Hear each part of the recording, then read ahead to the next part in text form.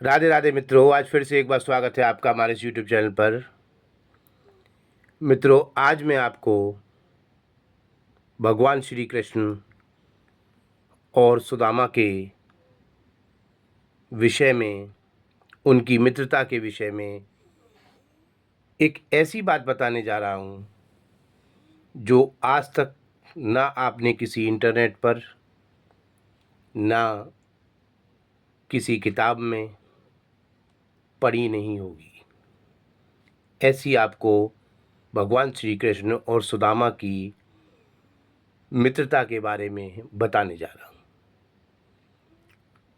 ये बात उस समय की है जब भगवान श्री कृष्ण बालपन में शिक्षा ग्रहण करने के लिए अपने गुरु के पास गए थे। प्राचीन काल में अधिकतर जब कोई शिष्य गुरुकुल में अपनी शिक्षा ग्रहण करने जाता था, तो चाहे वह राजा का पुत्र हो, चाहे वह व्यापारी का पुत्र हो, उसको प्रतिदिन भिक्षा मांग कर ही अपना पर्याप्त भोजन करना पड़ता था। और भोजन भी उतना ही लेके आते थे जितना उनका एक दिन के लिए पर्याप्त हो, उससे अधिक नहीं। मित्रों, मैं आप सभी को राधा कृष्ण चैनल के माध्यम से आज जो बताने जा रहा हूँ उसको सुनकर आप आश्चर्यचकित रह जाएंगे और कृष्ण से ज़्यादा आप सुदामा की मित्रता पर आश्चर्य करेंगे, क्योंकि कहानी ही कुछ इस प्रकार है। तो हुआ क्या था मित्रों,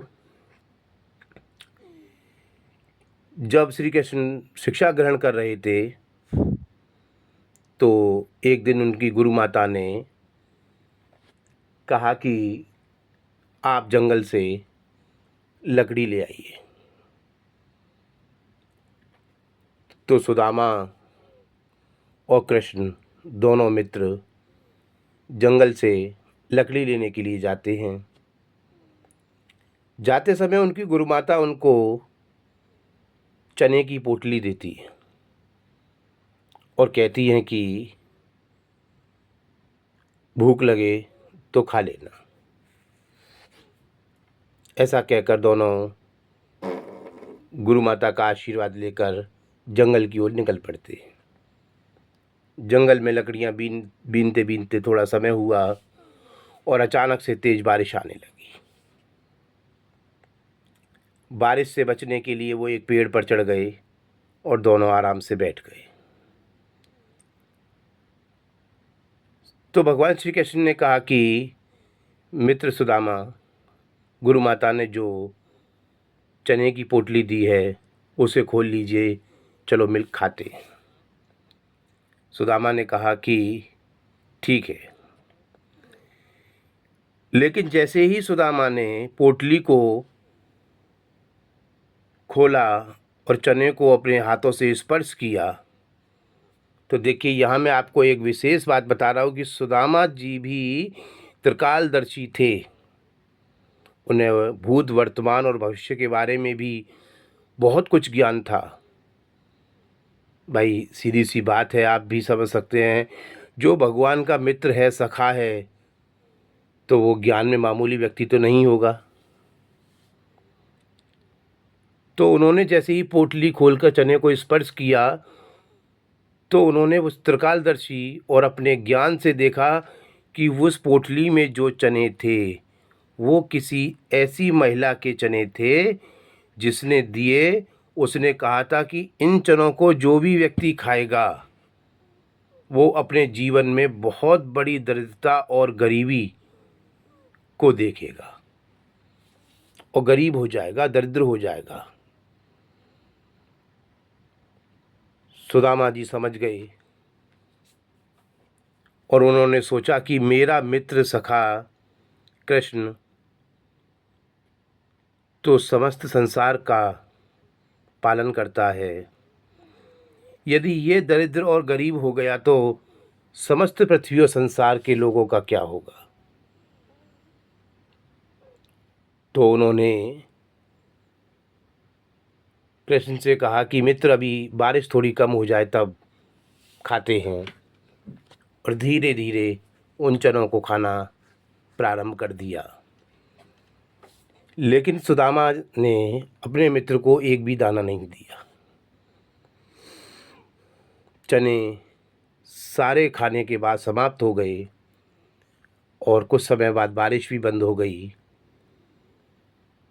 तो कान्हा जी जब नीचे उतरे, उन्होंने पूछा कि मित्र, गुरु माता ने जो चने रखे थे वो कहाँ हैं? तो सुदामा ने बड़े ही सहजता से कहा कि धीरे धीरे मैंने खा लिए, मुझे पता ही नहीं चला कब खत्म हो गए।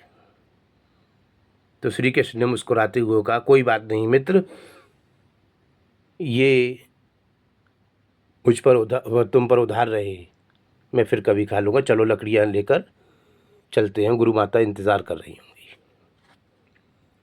ऐसे वार्तालाप करते हुए दोनों मित्र चले गए। और आपने देखा होगा कि भगवान श्री कृष्ण शिक्षा के बाद अपने कार्यों में लगे, सुदामा अपने जीवन में लगे, और सुदामा पर गरीबी और दरिद्रता आती चली गई, और भगवान श्री कृष्ण दिन प्रतिदिन अपने कार्यों में आगे बढ़ते गए और एक दिन द्वारका के महाराज बने। श्री कृष्ण तो त्रिलोकीनाथ थे, उनको भी सब कुछ पता था। तो जब सुदामा की पत्नी ने सुदामा से कहा कि आपके मित्र तो द्वारिका के राजा हैं, एक बार आप उनसे मदद मांगने जाइए,